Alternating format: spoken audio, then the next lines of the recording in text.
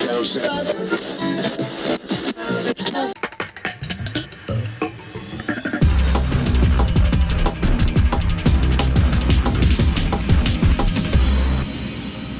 my name's Brendan Malone, and you're listening to The Edge of Reason.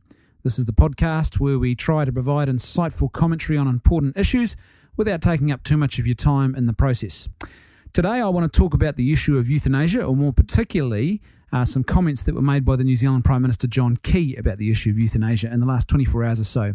He did a media interview, and oh boy, in this interview, did he wade into the issue of euthanasia in a massive way.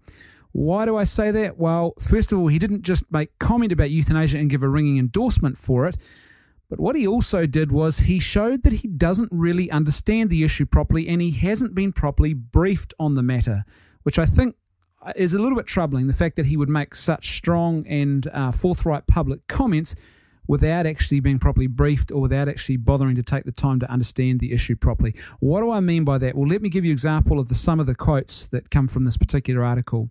John Key said this: "I think there's a lot of euthanasia that effectively happens in our hospitals." So that's point number one. He's come out and he's made this sweeping generalisation, basically suggesting that there is a lot, those were his exact words, a lot of euthanasia that is effectively happening in our hospitals already.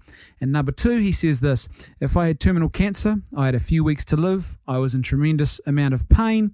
If they just effectively wanted to turn off the switch and legalise that by legalising euthanasia, I would want that." So in other words, what he's suggesting here is that he's actually seems to be suggesting that he believes euthanasia to be nothing more than refusing some sort of burdensome or extraordinary treatment, or perhaps this could also include, although he doesn't specifically mention this, increasing pain medication, so that people are obviously able to maintain a level of comfort as much as they can possibly in the final days and hours of their lives, even though increasing that pain medication might have the unintended secondary effect of hastening their death. Now, what's wrong with this statement? Well, first of all, these things aren't euthanasia. It is not euthanasia to say no. It is quite ethical, in fact, to refuse to have burdensome treatments or extraordinary treatments or therapies or operations or medications. And in fact, in the final stages of a lot of illnesses, this could even include food or water, which become extremely painful or burdensome for a patient to try and consume and digest. So in that situation, obviously nature is trying to take its course and taking on some sort of extraordinary or burdensome thing to prolong your life, and obviously prolong your life in agony in that process, or to just add to it. It's quite legitimate and ethical to say, hey, I think my time is up now. Please, I'm going to say no to this particular thing. And then nature takes its course and you pass on. That is not an act of euthanasia. Really important to understand that. That is not an active and direct form of killing of the patient. It's not a form of suicide, because it's nature that will take its course and which will end the life of the patient, the particular illness or ailment that they have. Nature will simply run its course. So that's not euthanasia, and that particular practice is perfectly legal in this country already, so he's quite wrong when he suggests that perhaps this might not be legal. And it's also quite ethical. It is quite legitimate. For example, let's say a cancer patient turned up to see their doctor. The doctor tells them, look, you have 2 years to live, but if we give you this new chemotherapy treatment, we can give you another 6 months or another year of life, but if you take the chemotherapy treatment, then for the next 3 years, you're going to be in and out of hospital a lot, you're going to be sick a lot, you're going to be in a lot of pain because of the chemotherapy. But if you don't take the chemotherapy, you'll have only 2 years to live, but your life, up until perhaps the final moments and the final weeks or days, you will be relatively free to be able to come and go as you please. There won't be the burden of the side effects and everything else that go along with chemotherapy. Now, in that case, a person might and would quite legitimately be within their rights to say, hey, look, I don't want to go down this path. I want my last 2 years to be years that have more meaning and purpose for me than that. I want to spend time with my family and my loved ones, putting my affairs in order. I don't want to be in and out of hospital all the time. I don't want to have to go through all this pain just for an extra 6 months or a year. So that would be a classic example of someone saying no to a burdensome treatment.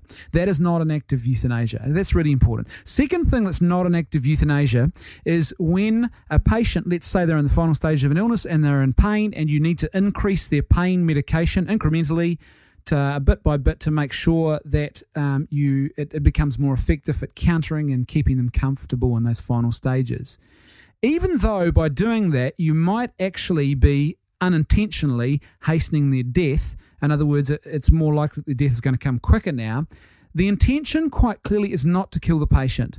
The intention is to relieve their pain and keep them comfortable. That is the intention of the doctor by what they're doing, and their actions actually back that up as well. They don't give some huge, massive dose of morphine all in one hit designed to end the life of the patient.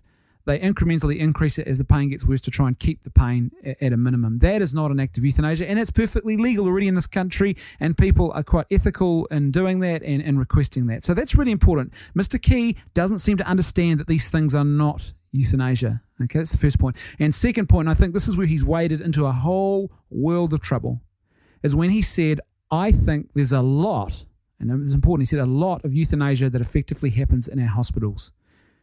Now, I think a lot of medical professionals in this country would have woken up and read those statements this morning, and they would have been rightly very angry and annoyed by what they read.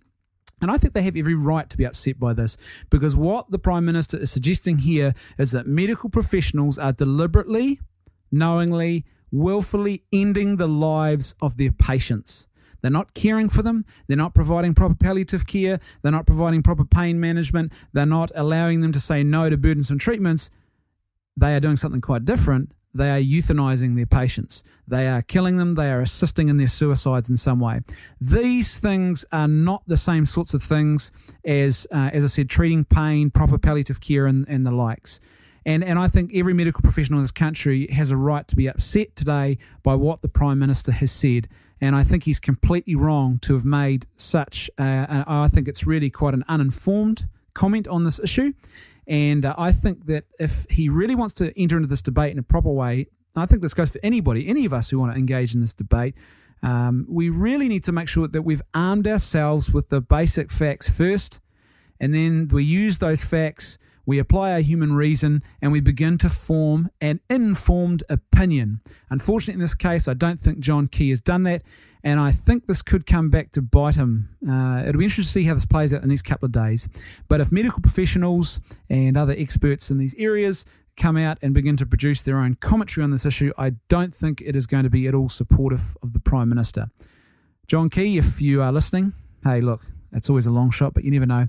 Then I would suggest that probably the best thing to do is to go back, speak to some ethicists. There's some really good bioethicists out there, if you're not sure, who I can recommend, who will be happy to inform you about the facts of what euthanasia is and what it isn't, what's legal already in this country, what's not legal, and the distinctions that are vitally important between the different acts involved in this debate. Folks, thank you for tuning in. Hopefully you've found this first edition of The Edge of Reason informative, insightful, and if you didn't agree, hopefully at least you found it challenging and stimulating in some way. See you next time.